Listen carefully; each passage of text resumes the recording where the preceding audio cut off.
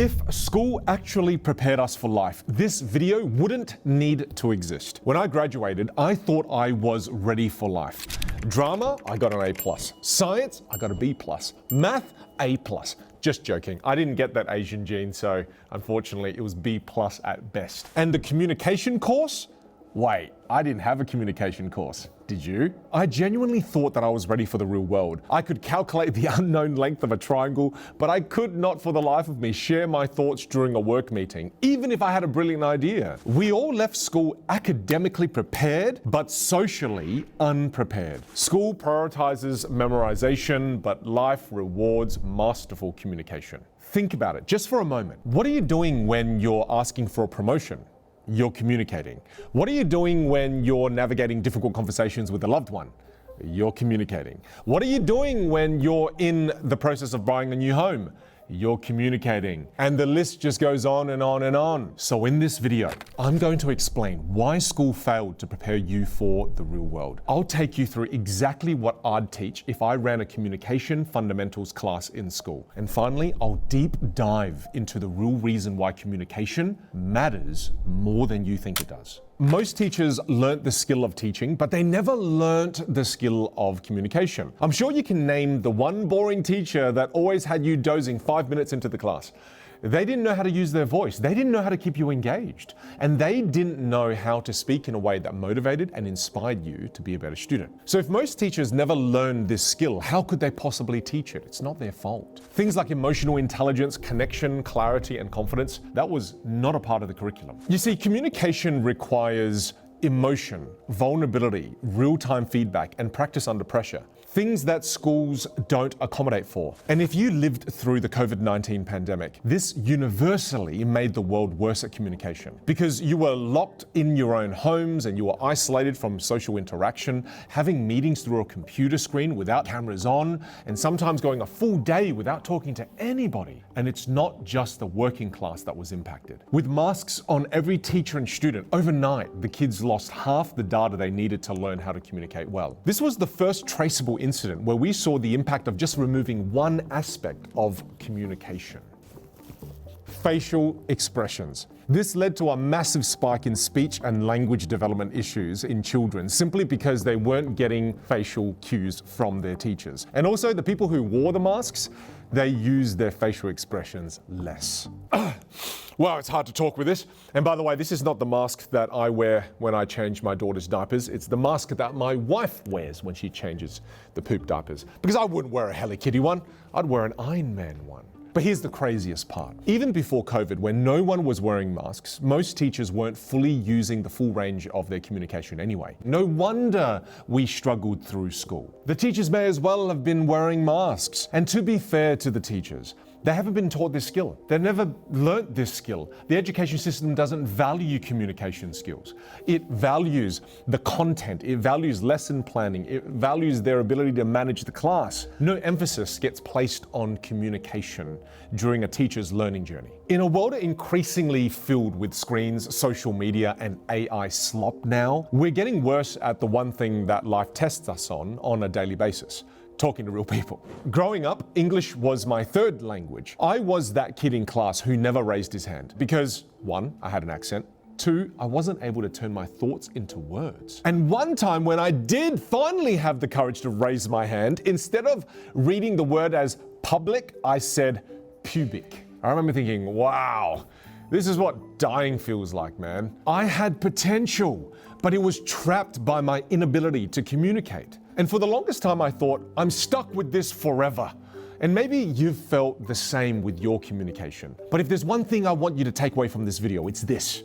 You're not stuck with the way you communicate. The way you speak is just a set of behaviors. Your voice is just a set of behaviors. And if behaviors can change, then so can your voice and the way you speak. Over the last 15 years, I've rebuilt my communication from scratch, learning everything I could about the voice, communication, and public speaking, from singing to theater to improv to accent reduction classes, and so much more. And now I've been able to share this knowledge with millions of people as an international keynote speaker, a communication skills coach, to help people unlock their voice, to unlock their potential. What I know now, I wish school taught me. And if I built my own school of communication, these are the 5 fundamental lessons I'd teach in every single class. Lesson number 1. Clarity. This is how most adults speak when they're put under pressure. Does this scenario feel familiar to you? Okay, so hey guys and girls, this is a new guy on the team, and sorry, I mean he's always been a guy. I mean he's our new employee. No, sorry, he's not our employee. He's just a freelancer. No, he's not just the freelancer because he's not good, because he's actually very good at what he does. He's actually very good at everything. And I mean, like, oh God, like he's not good at everything, obviously, because no one. That's what 90% of meetings sound like with people who can't communicate. Most people ramble because they have no idea what their actual end goal is, what they actually want to get across, and the outcome they actually want. And they end up speaking out loud their thinking process instead of processing their thinking and then speaking. If you want to speak with clarity, you need to start with intention. And the rule for achieving this is asking yourself this question before every interaction. What do I want this person to think, feel, and do? If schools just taught this one question, we'd save thousands of hours of our lives, because meetings would now be like this. Boys, this is Eugene, our new team member. Think of him as being a mercenary here to support us in all of our missions. I want you all to feel completely comfortable to ask Eugene for help when you need it. He's ready to back us up. Here's what I want you all to do. Think of one key task Eugene can help you with. All right, is that all clear? Yeah, all right, hands in, everyone, hands in. Hey, no one? Oh, thank God. Thank God one of you came back. The only one that really cares about me. Oh, that's so much better, isn't it? Clarity is the key to being an effective communicator. And that's lesson number 1. Lesson number 2, emotion. People feel you before they hear you. Communication is 80% emotional tone. That's how you say it. Watch me say the same words with a different emotion, and I want you to notice how it changes the very meaning of the words that I say. We need to talk. We need to talk. I'm so sorry for your loss. I'm so sorry for your loss. You got a B+ in math? Huh? You got the B+ in the math, huh? You the Bayesian or you the Asian? Huh? You want me to kill you, huh? I kill you, man. I get points for the Asian prop too, right? Pete, put this back on set. Now, that last one that I did, the example with my mum, that's definitely not a repressed childhood memory leaking out through my skits. Let's move on. Can you see how when you change the emotion, it changes the meaning of what you say, even if you use the exact same words? So make sure when you're communicating that the tone, the tonality of your message matches the emotion of your voice. Otherwise, miscommunication is bound to happen.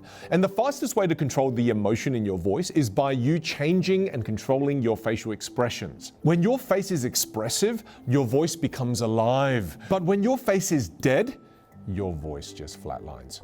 Lesson 3, structure. School gave us essays, a damn lot of them, but it did not give us real-world structure. This is a situation that will happen inevitably all the time in your career. You'll be put on the spot with a difficult question. And without structure, you lose your train of thought, you start to ramble, and then you're going to speak in circles, and then as a result, lose credibility. The fastest way to speak with structure is by using frameworks. And let me give you an example of how it works. The human brain is crazy. You've got so many thoughts going on in your mind, and the moment someone asks you a question, if you speak immediately, then you're speaking from that point and that moment of chaos, and then you start to speak your thinking, and then that destroys your credibility. What a framework does is it creates a funnel, and it allows you to distill a meaningful piece of communication that is clear, that is concise, and that's coherent.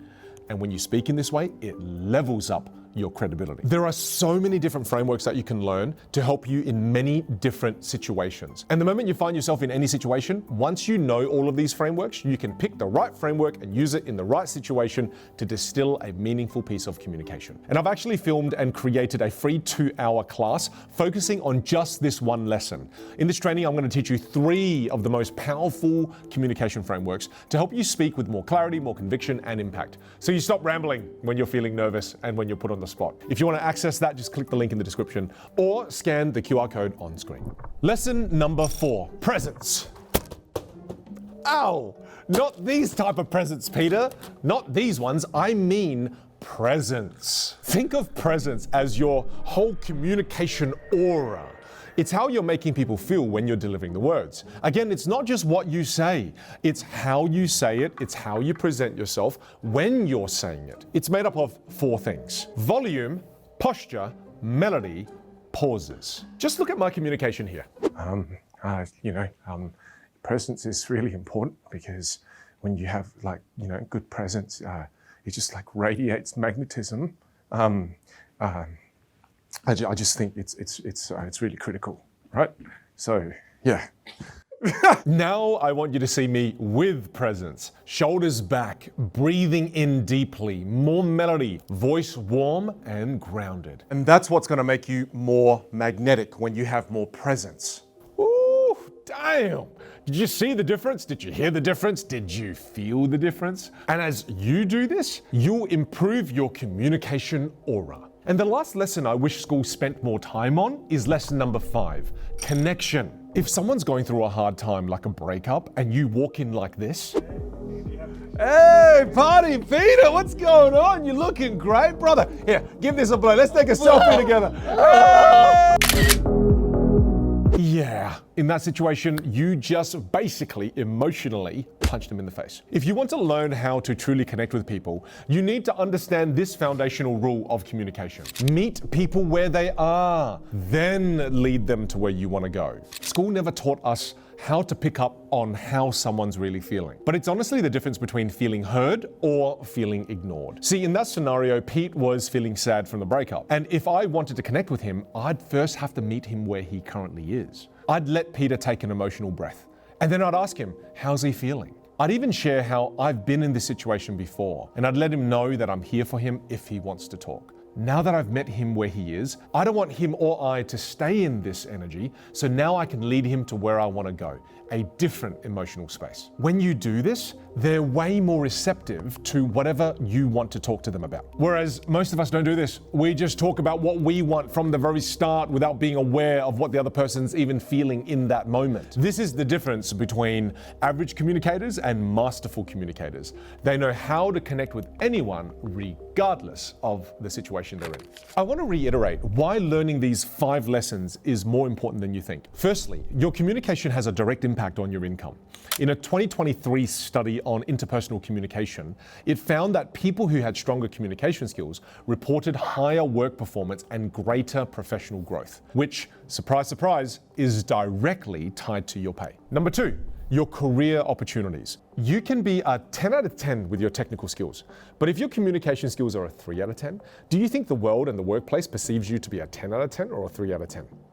A 3 out of 10. The reality is you're only as good as you can communicate. There's a reason employers list communication skills as the number 1 soft skill they look for. And let me correct them. It's actually not a soft skill. It's an essential human skill. Number 3, relationships. A 2020 study on couples showed that communication competence, things like empathy, expression, and active listening, had a strong positive correlation with relationship satisfaction. Whether it's your partner, whether it's your children or your friends or your coworker, clearer communication creates deeper bonds. And the list goes on. And again, communication is the one thing school never prepared us for. Yet life finds a way to test you on these skills every single day at every point of your career. The moment you learn this skill, your entire life opens up. Your relationships shift, your opportunities start to grow, and your confidence, it starts to skyrocket. Look, school prepared you for exams, not real life. But you're here now.